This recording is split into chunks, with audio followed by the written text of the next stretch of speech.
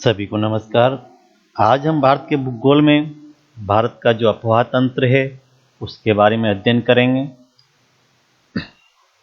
इससे पूर्व की कक्षाओं में हमने भारत की जो स्थिति थी, भारत के भौतिक प्रदेश, इनका इसमें अध्ययन किया था हमने।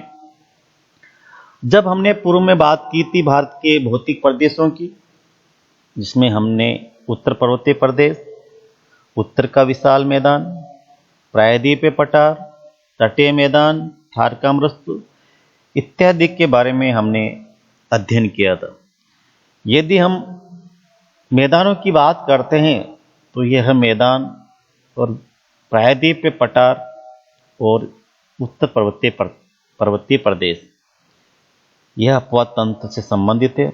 और यूँ कहें कि अफवाह तंत्र में हम बात करें तो ये अफवाह तंत्र का ही परिणाम है कि उत्तर का विशाल मैदान और जो भी मैदान हम देखते हैं उसका निर्माण अफवाह तंत्र के द्वारा ही हुआ है।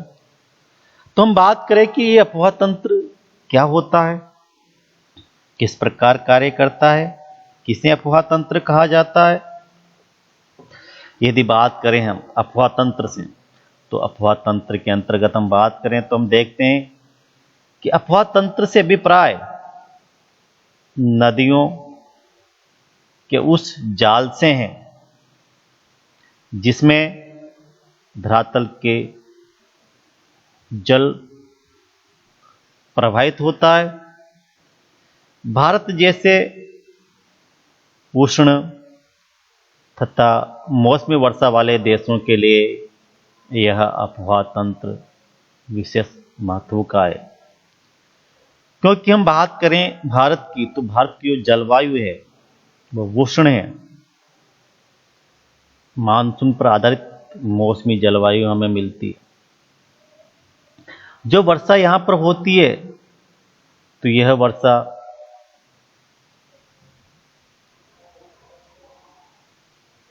वर्ष के मात्र 2 से 3 महीने के अंतर्गत ही होती है और अधिकांश समय यहां वर्षा से रहित होता है। हम बात करें भारत की तो भारत के लिए कहा जाता है कि भारत की सभ्यता, संस्कृति एवं आर्थिक विकास में नदियों का महत्वपूर्ण योगदान रहा है।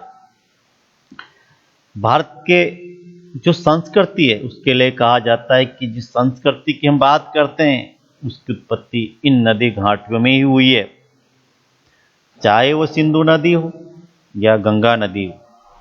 यदि बात करें प्राचीन आर्य सभ्यता एवं संस्कृति सिंधु एवं गंगा नदी की घाटी में विकसित हुई है।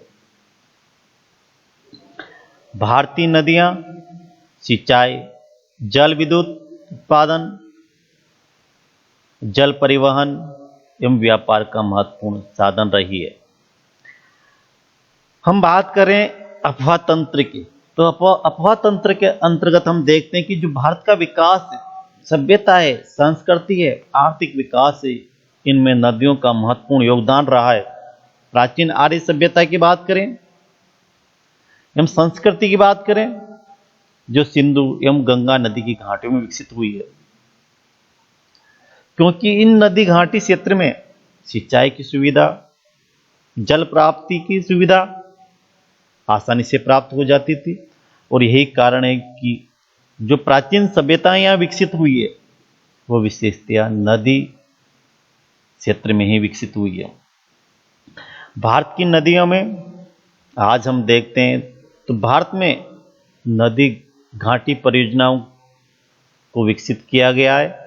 नदी घाटी परियोजना संचालित है जिसमें नदियों पर बांध बनाकर उनसे कई प्रकार के जो उद्देश्य है उनको प्राप्त किया जाता है, चाहे वो सिंचाई से संबंधित हो,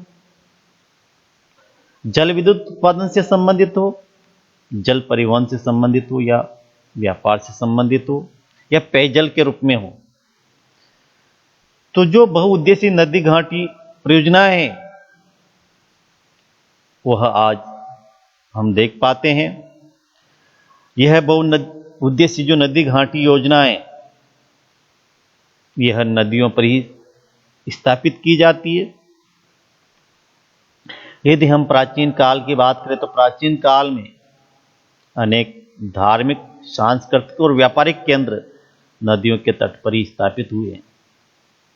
हम बात करें धार्मिक केंद्र की, जिनमें बात करते हैं बनारस की, हरिद्वार की, इसके अलावा बात करें हम उज्जैन की, तो ऐसे धार्मिक केंद्र है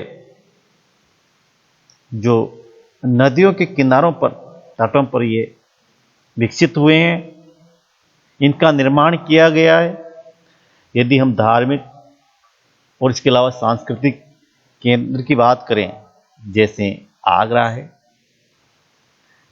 इसके अलावा हरिद्वार है, जैसे सांस्कृतिक केंद्र हमें मिलते हैं जिनका विकास नदियों के किनारों पर ही हुआ है। व्यापारिक केंद्रों की बात करें हम, चाहे सूरत को ले, अहमदाबाद की बात करें, कोलकाता की बात करें, ये ऐसे केंद्र है जिनका विकास भी नदी क्षेत्र में हुआ है, नदियों के किनारे ही हुआ है। उत्तरी भारत की जो नदियां हैं,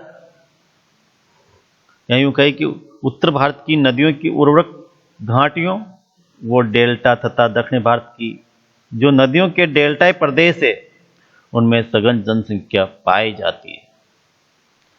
क्योंकि हम देखते हैं कि जो ये क्षेत्र है, नदियों की घाटियां, डेल्टाई क्षेत्र, ये ऐसे क्षेत्र है जहां पर नदियां अपने साथ लाए हुए जलोढ़ों को, पदार्थों को निक्षेपित कर देती है, जमाव कर देती है। इस जमाव और निक्षेपण की क्रिया के फलस्वरूप यह मैदान अत्यधिक उपजाऊ हो गए हैं। यहां उर्वरक काम मिट्टी का जमाव होने के कारण यहां कृषि का अत्यधिक विकास हुआ है, और कृषि की क्रिया के फलस्वरूप व्यक्तियों को आजीविका के साधन आसानी से प्राप्त हो जाते हैं। और यही कारण है इस क्षेत्र में, इन प्रदेशों में सघन जनसंख्या का निवास पाया जाता है। चाहे हम उत्तर के विशाल मैदान की बात करें, चाहे भारत के तटीय मैदानों की बात करें, ऐसे क्षेत्र हैं जहां पर जनसंख्या का अधिक विस्तार हमें मिलता है, अधिक वितरण हमें मिलता है। हम बात करें पहाड़ी क्षेत्रों की, चाहे वो हिमालय पर्वत ले या पठारी क्षेत्र की बात करें, तो यहाँ पर जनसंख्या नगण्य दिखाई देती है, क्योंकि यहाँ पर नदी घाटियों का विकास नहीं है, अतः व्यक्ति को यहाँ पर आसानी से सर्वसुलभ जो सुविधाएं प्राप्त होनी चाहिए, जल प्राप्ति से संबंधित, सिंचाई से संबंधित, वो सुविधाएं यहाँ प्राप्त नहीं हो पाती। अतः इन क्षेत्रों में जनसंख्या का जो वितरण है वह बहुत कम दिखाई देता है। हम बात करें जो अफवाह तंत्र है, तो भारत में हम देखते हैं कि भारत का जो अफवाह तंत्र है, यह अफवाह तंत्र किसी प्रदेश के अफवाह तंत्र, उसकी धरातल रचना, धरातल कैसा है, कठोर है, मुलायम है, इसके आधार पर भी निश्चित होता है। भूमि के ढाल, ढाल अधिक है, कम है, किस ओर है। हिमालय जो अफवाह तंत्र बात करें हम, तो जो ढाल है हिमालय का भारत की तरफ है, और उससे ढाल के अनुरूप ही नदियों का हम विकास देखते हैं, प्रवाहित होते हुए देखते हैं, चाहे यमुना नदी हो, चाहे गंगा नदी हो, कोसी हो, गंडक हो। संरचनात्मक नियंत्रण कैसा है, कठोर चट्टानी स्वरूप है, परिवर्तित मार्ग है, इसका भी प्रवाह या अफवाह क्षेत्र पर प्रभाव पड़ता है। चट्टानों की संरचना कैसी है, विवर्तनिक क्रियाओं के फलस्वरूप भी यह अफवाह क्षेत्र प्रभावित होता है। कहा जाता है कि हिमालय की जो अफवाह तंत्र है, भारत का जो उत्तर का अफवाह तंत्र है, हिमालय अफवाह तंत्र है, पूर्व में यह जो भूसन्नति थी उत्तर के विशाल मैदान में ढाल की अत्यधिक तीव्रता के कारण इस ओर प्रवाहित होती थी और यहाँ पर इन्होंने अपने तल छटों का जलोढ़कों का निक्षेपण कर दिया है। इसके बाद हम बात करते हैं राजस्थानी क्षेत्र की या यूं कहीं मरुस्थलीय क्षेत्र की।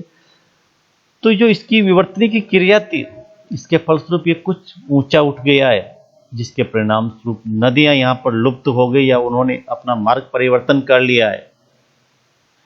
जिन नदियों को ढाल नहीं मिलता वह उस क्षेत्र में प्रवाहित नहीं होती, जैसा कि हम राजस्थान के इस धार के मरुस्थल में देखते हैं। इसके अलावा अफवाह तंत्र जल की प्राप्ति, यदि 12 महीने जल की प्राप्ति होती तो अफवाह तंत्र विकसित अवस्था में मिलता है, और जहां 12 महीने जल की प्राप्ति नहीं होती वहां अफवाह तंत्र जो मिलता है वह कुछ समय ही मिलता है। अफवाह क्षेत्र के भूगर्भिक इतिहास पर भी यह अफवाह तंत्र निर्भर करता है। जैसे बात करें सिंधु नदी और ब्रह्मपुत्र नदी अभी भी अपने पहले के मार्ग का ही अनुसरण करती है। ये ऐसी नदियां जो ढाल का अनुसरण नहीं करती, क्योंकि यह नदियां हिमालय के निर्माण से पूर्व ही प्रवाहित होती थी और इन्होंने हिमालय का जो निर्माण हुआ उस निर्माण के दौरान भी अपना मार्ग इन्होंने वही रखा, अपना मार्ग परिवर्तित नहीं किया। तो ये इतिहास भी अफवाह तंत्र को प्रभावित करता है, निश्चित करता है। इस आधार पर तदनुसार अनेक प्रकार के अफवाह तंत्र भारत में विकसित हुए हैं। हम बात करें भारत के अफवाह तंत्र तो हम देखते हैं इस मानचित्र में हम देख पा रहे हैं कि ये भारत का जो अफवाह तंत्र है, जिस प्रकार इस क्षेत्र में हम जो अफवाह तंत्र पाते हैं यह सिंधु नदी का अफवाह तंत्र है। हिमालय अफवाह तंत्र के अंतर्गत ये क्षेत्र है। इसके बाद बात करें ये गंगा नदी का अफवाह तंत्र है, जहां पर नदियां प्रवाहित होती हुई गंगा नदी में मिल जाती। इसके बाद कुछ क्षेत्र ब्रह्मपुत्र का अफवाह तंत्र है। दक्षिण भारत में तापी, माही, नर्मदा, कृष्णा आदि का अफवाह तंत्र हम देखते हैं। तो भारत में कई प्रकार के अफवाह तंत्र मिलते हैं। उत्तर भारत में हिमालय से संबंधित अफवाह तंत्र है, जिसमें कई नदी घाटी क्रमों का या कई नदी क्रमों का विकास हुआ है। हम बात करें दक्षिण भारत की तो यहां पर भी अलग अलग प्रकार के अफवाह तंत्र में मिलते हैं। अलग अलग नदी घाटियों का विकास मिलता है, नदी अफवाह तंत्रों का विकास मिलता है। यदि हम क्षेत्रफल के आधार पर देखें तो भारत में अब कुछ अलग प्रकार का अफवाह तंत्र दिखाई देता है। तो हम बात करते हैं जो भारत का अफवाह तंत्र है उसके बारे में। तो अफवाह क्षेत्र के आकार के आधार पर जो भारत की नदी घाटियां हैं उनको 3 वर्गों में विभाजित किया जाता है। उस नदी का जो अफवाह क्षेत्र है, कितने क्षेत्र से वह जल का अपवाहन करती है, परिवहन करती है, उस आधार पर, उस क्षेत्र के आधार पर भारत में अफवाह तंत्र को 3 वर्गों में विभाजित किया जाता है। नंबर 1 वृहद अफवाह तंत्र, उसके बाद मध्यम अफवाह तंत्र और लघु अफवाह तंत्र। हम बात करें वृहद अफवाह तंत्र की तो इस अफवाह तंत्र में उन नदी घाटियों को सम्मिलित किया जाता है जिसका अफवाह क्षेत्र लगभग 20,000 वर्ग किलोमीटर से अधिक हो। हम कह सकते हैं जिस नदी घाटी का जो अफवाह क्षेत्र है यदि वह 20,000 वर्ग किमी क्षेत्र से अधिक है तो वह वृहद के अंतर्गत आएगा, और यदि 2,000 से और 20,000 के मध्य है तो वह मध्यम में आएगा, और यदि 2,000 से कम है तो वह लघु जो अफवाह क्षेत्र है उसके अंतर्गत सम्मिलित किया जाता है। तो जो भारत में अफवाह क्षेत्र है उसके आधार पर भारत में 3 प्रकार के अपवाह क्षेत्र हमें दिखाई देते हैं। वृहद अपवाह क्षेत्र हम बात करते हैं तो यह ऐसा क्षेत्र है जहां 20,000 वर्ग किलोमीटर से भी अधिक इन नदी घाटियों का अपवाह क्षेत्र होता है और इसमें भारत की लगभग 14 प्रमुख नदी घाटियों को सम्मिलित किया गया है। इनसे देश के जो वार्षिक जल प्रवाह है, इस वार्षिक प्रवाह में यह लगभग 84% जल का प्रवाह या वहन करती है।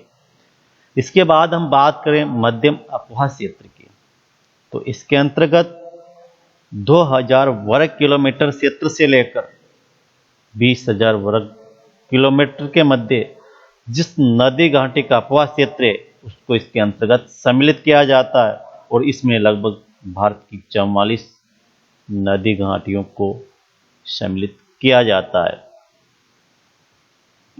जिनकी वार्षिक जो जल उपलब्धि है वह 8% है। इसके बाद हम बात करें लघु अपवाह क्षेत्र की, तो इसके अंतर्गत उन नदी घाटियों को सम्मिलित किया जाता है, उन नदी तंत्रों को सम्मिलित किया जाता है जिनका अपवाह क्षेत्र 2000 वर्ग किलोमीटर क्षेत्र से भी कम होता है और इसमें देश की अनेक छोटी छोटी नदी घाटियां सम्मिलित है, जिनमें जो वार्षिक जल की प्राप्ति है, उपलब्धता है, वह लगभग 8% है। इस प्रकार यदि हम बात करें देश के समुचे अपवाह क्षेत्र का, तो लगभग 79.4% भाग वृहद अपवाह क्षेत्र के अंतर्गत तथा शेष भाग 20.6% भाग मध्यम एवं लघु नदी घाटियों में सम्मिलित किया जाता है। भारत में घाटी क्षेत्र के आकार की दृष्टि से यदि हम बात करें तो इसमें सबसे प्रमुख नाम आता है गंगा नदी का। हम बात करें गंगा नदी का जो अपवाह क्षेत्र है ये भारत में सबसे अधिक है। भारत में जो गंगा नदी का अपवाह क्षेत्र है, यह अपवाह क्षेत्र भारत में लगभग 26.2% है। इसके बाद सिंधु अपवाह तंत्र, इसमें सिंधु नदी और उसकी सहायक नदियां सम्मिलित की जाती है और इसके अंतर्गत जो भारत का अपवाह क्षेत्र है यह क्षेत्र लगभग 9.8% इसके अंतर्गत आता है। इसके बाद हम बात करें तो इसमें हम जो अगली नदी क्रम है उसमें नाम आता है गोदावरी का। गोदावरी दक्षिण भारत की एक प्रमुख नदी है और इसका जो अपवाह क्षेत्र है यह अपवाह क्षेत्र इसका 9.5% है। इसके बाद ब्रह्मपुत्र, यदि हम ब्रह्मपुत्र नदी की बात करें तो इसका क्षेत्र भारत में लगभग 7.8% है। इसके बाद हम नदी क्रमों में यदि बात करें तो अगला नदी क्रम पाते हैं हम महानदी अपवाह तंत्र। इसके अंतर्गत इस महानदी अपवाह तंत्र में 4.3% भाग यह अपवाह क्षेत्र सम्मिलित किया जाता है। इसके बाद नर्मदा अपवाह क्षेत्र, जिसमें भारत का 3.0% क्षेत्र सम्मिलित किया जाता है।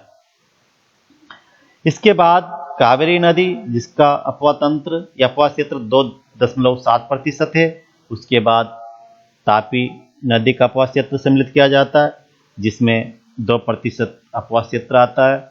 इसके बाद पेनार और पेनार के बाद ब्रह्माणी, माही, सुवर्ण, साबरमती जैसी नदियों का अपवाह क्षेत्र सम्मिलित किया जाता है। सुवर्ण रेखा का अपवाह क्षेत्र 0.6% है। साबरमती का जो अपवाह क्षेत्र है वो 0.4% है। तो इस प्रकार हमने क्षेत्र विशेष के आधार पर देखा तो भारत का जो क्षेत्र विशेष के आधार पर अपवाह तंत्र का विभाजन था वह नदियों के जो अपवाह क्षेत्र है, कितने क्षेत्र का जल वह वाहित करती है, लेकर चलती है, ग्रहण करती है, प्राप्त करती है, उसमें हम इसको देखते हैं। इसके बाद हम बात करें हिमालय अफवाह तंत्र की। हिमालय में मुख्यतः सिंधु नदी, गंगा एवं ब्रह्मपुत्र नदी घाटी क्षेत्र को सम्मिलित किया जाता है। यहाँ जो भी नदियां हम देखते हैं, यहाँ जो अधिकांश नदियां हैं वो सदावाहिनी है, 12 महीने प्रवाहित होती है। जो हिमालय का अफवाह, यह अनुगामी अर्थात ढाल की संरचना के अनुरूप नहीं है, क्योंकि कुछ नदियां ऐसी इस हिमालय क्षेत्र में जो ढाल के अनुसार प्रवाहित नहीं होती, ढाल की विपरीत दिशा में प्रवाहित होती है। इन्हें हम पूर्वगामी नदियां भी कह सकते हैं, पूर्ववर्ती नदियां भी कह सकते हैं, जो गार्च या गहरी खाड़ियों के माध्यम से हिमालय से पूर्व जिस क्षेत्र में प्रवाहित होती है, जिस दिशा में प्रवाहित होती है, आज भी उसी दिशा में ढाल के विपरीत प्रवाहित होती है।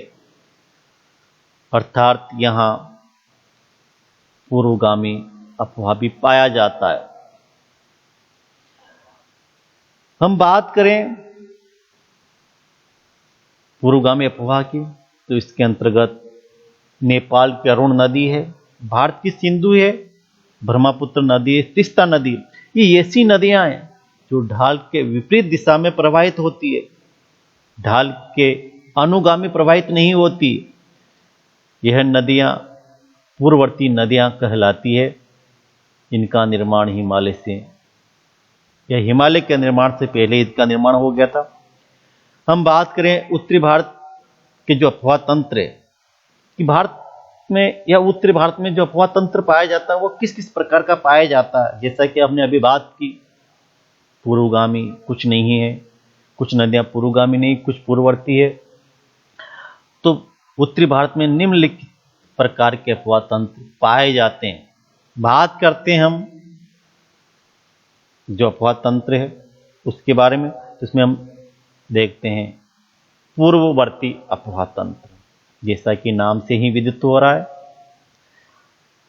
यह ऐसा अफवाह तंत्र है जो पहले से प्रवाहित हो रहा है। स्थल खंड के उत्थान के पूर्व प्रवाहित होने वाली धारा इसके अंतर्गत सम्मिलित की जाती है। जब उत्क्षेप का कोई प्रभाव इस पर नहीं पड़ता और यह पुराने मार्ग का ही अनुसरण करती हुई भूखंड को काटकर घाटी का विकास करती है। कह सकते हैं जब धरातल का उत्थान हुआ है, या यूं कहें कि हिमालय पर्वत का निर्माण हुआ है, उससे पूर्व भी यह नदी प्रवाहित होती थी और हिमालय का निर्माण होने के बाद भी यह पहले वाले या पूर्व मार्ग में प्रवाहित होती है। इस उत्थान का इस पर प्रभाव नहीं पड़ा और यह पुराने मार्ग का ही अनुसरण करती हुई उस टूटे हुए भाग को काटकर गार्ज बनाती हुई आगे बढ़ती है, तीव्र अपर्दन करती है, गहरे और सक्रिय महाखंडों का निर्माण करती है। इन पूर्ववर्ती जो अफवाह तंत्र है इसके अंतर्गत नदियां शीर्ष अपर्दन, हेड इरोजन तथा नदी अपहरण, रिवर कैप्चर भी करती है।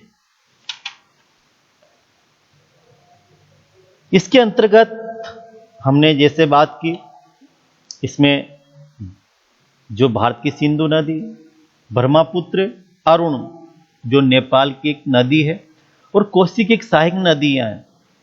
ये नदियां पूर्ववर्ती मार्ग का अनुसरण करती है। हिमालय से पूर्व का जो मार्ग था उसी का अनुसरण करती है, उसी के अनुरूप प्रवाहित होती है, न कि ढाल के अनुसार। इसके बाद हम बात करें अक्रमवर्ती अफवाह की, मतलब जिनका क्रम कोई निश्चित नहीं है। इनमें ब्रह्मपुत्र नदी की सहायक नदी दिहांग और लोहित को हम लेते हैं। यह अक्रमवर्ती अफवाह के अंतर्गत आती है। का उदाहरण है क्योंकि यह नदी विपरीत दिशा में आकर ब्रह्मपुत्र नदी में मिलती है। जिस प्रकार ब्रह्मपुत्र नदी प्रवाहित होती है, इस ब्रह्मपुत्र नदी के यह विपरीत दिशा में आकर मिलती है। इस प्रकार ये आकर मिलती है तो यह ढाल के अनुरूप नहीं होकर, क्रम से नहीं होकर अक्रम से मिलती है, अक्रम से प्रवाहित होती है, विपरीत दिशा से प्रवाहित होती है। इसके बाद हम बात करें अक्रमवर्ती अफवाह के बाद, तो इसमें हम पाते हैं अगला जो अफवाह तंत्र है भारत का, या यूं कहे उत्तर भारत का, तो इसमें हम खंडित अफवाह तंत्र को या आंतरायिक अफवाह तंत्र को इसके अंतर्गत सम्मिलित करते हैं। खंडित अफवाह कई स्थिति में विकसित होता है। उत्तरी भारत में हिमालय के बाद प्रदेश में उतरने वाली अनेक नदियां भाबर के कंकड़, पत्थर, बज्रयुक्त धरातल में लुप्त होकर आगे पुनः धरातल पर प्रकट हो जाती है। देखा जाता है कि जब नदी प्रवाहित होती है, हिमालय क्षेत्र से मैदानों में प्रवेश करती है, तो जैसा हमने भारत के विशाल मैदान में बात की थी कि विशाल मैदान में जब बात की थी तो हमने भाबर त्राय प्रदेश पढ़ा था। जब यह नदियां प्रवाहित होती है पहाड़ी क्षेत्र से और धरातलीय मैदानी भागों में प्रवेश करती है, तो ये नदियां अपने साथ लाई हुई तलछट को जमा कर देती है, जिसमें बड़े बड़े कंकड़ पत्थर आदि होते हैं, और इस क्षेत्र में ये नदियां लुप्त हो जाती है। लेकिन तराई क्षेत्र में पुनः ये नदियां दिखाई देने लग जाती है। तो इस क्षेत्र में नदियां लुप्त सी हो गई, खंडित सी हो गई, और अगले क्षेत्र में पुनः दिखाई देने लग जाती है। इस वजह से इन्हें खंडित या आंतरायिक अफवाह के अंतर्गत सम्मिलित किया जाता है, क्योंकि ये बीच में से खंडित हो जाती है और पुनः धरातल पर दिखाई देने लग जाती है।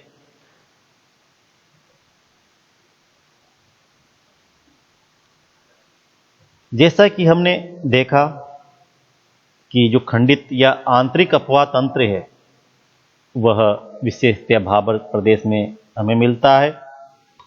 इसके बाद यह जो खंडित क्षेत्र है यह भाबर प्रदेश के अलावा भी कुछ स्थानों पर हमें दिखाई देता है, जहां नदियां लुप्त होकर पुनः प्रकट हो जाती है।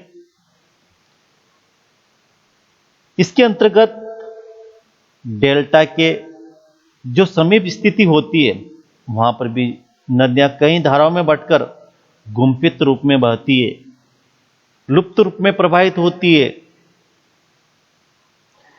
इसके बाद हम बात करें जो उत्तर हिमालय का अफवाह तंत्र है इसके बारे में, तो इसमें हम अगला जो अफवाह तंत्र देखते हैं इसके अंतर्गत हम अंतस्थलीय अफवाह तंत्र को देखते हैं। राजस्थान में विभिन्न नदियां सागर तक नहीं पहुंच पाती, और यह नदियां जो होती है ये बीच में ही लुप्त हो जाती है, मरुस्थल में ही समाप्त हो जाती है। इसके अलावा इस प्रकार का जो अफवाह तंत्र है यह उत्तरी कश्मीर व दक्षिण पूर्वी असम में भी मिलता है, जहां नदी सागर तक नहीं पहुंचती, मात्र झील तालाब में समाहित हो जाती है। राजस्थान में तो ये स्थिति विशेषतया दिखाई देती है, जैसे अधिकांश जो राजस्थान की छोटी छोटी नदियां हैं वो सागर तक नहीं पहुंचती। अधिकांश नदियां तो सांबर झील में समाहित हो जाती है और कुछ नदियां रेगिस्तान में लुप्त हो जाती है, और ये अपना जल बड़ी नदी में सम्मिलित नहीं कर पाती और नहीं सागर तक पहुंच पाती है। तो इस अफवाह तंत्र के अंतर्गत उन नदियों को सम्मिलित किया जाता है, नदी प्रवाह को सम्मिलित किया जाता है जिसका जल सागर तक नहीं पहुंच पाता। इसके बाद हम बात करें समांतर अफवाह तंत्र की। गंगा का जो ऊपरी मैदान है, इस मैदान में समांतर अफवाह पाया जाता है।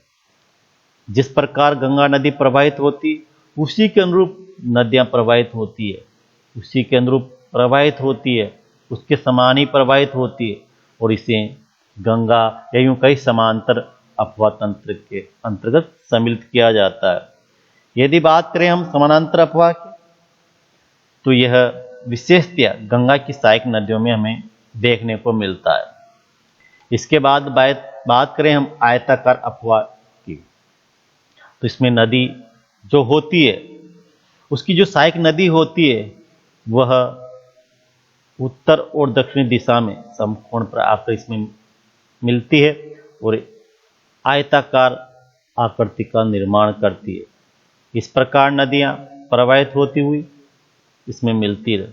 जो मुख्य नदी है उसमें जो शाखाएं या उप सहायक नदियां मिलती है, जो सहायक नदियां इसमें मिलती है, सम्मिलित होती है, वह इस सहायक मुख्य नदी के समकोण की दिशा में, चाहे वह बाएं दिशा हो या दाएं दिशा हो, जो मिलने की स्थिति होती है वह समकोणिक होती है।